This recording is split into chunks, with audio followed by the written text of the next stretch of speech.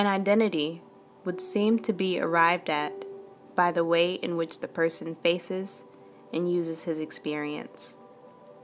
James Baldwin.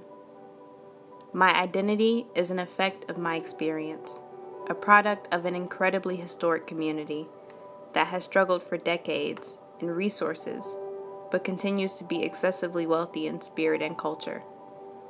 I am an African American student from one of the most impoverished areas of Knoxville, Tennessee, and I recognize myself as an anomaly abroad.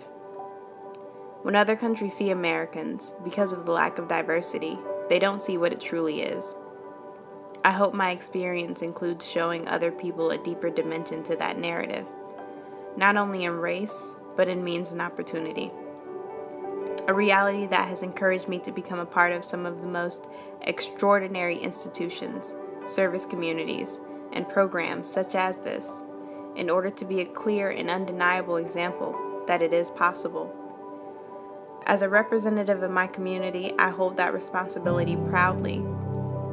Furthermore, I recognize an even greater responsibility, like being an African American woman traveling abroad, one that I predict would very likely consist of the generalizations of African Americans from my own characteristics. It would be a falsehood for me to portray or endorse that my experience and every other Black person's are somehow the same, and I want to be able to express that to every person I encounter.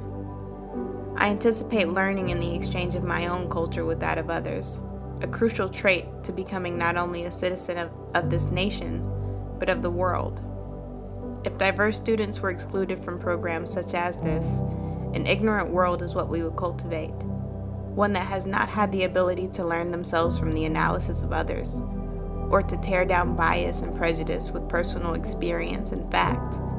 In essence, we would be robbing ourselves and others of our ability to develop our own ideas of people who are different in ethnicity, heritage, or culture, while force-feeding them a narrative that they will never be able to confirm or deny. That is why it's so important to have diversity, not for quotas or standards, or even to eradicate racism and classism, but to satisfy a basic innate quality in us as humans, which is to learn, to acquire knowledge of others so that we can hopefully better know ourselves.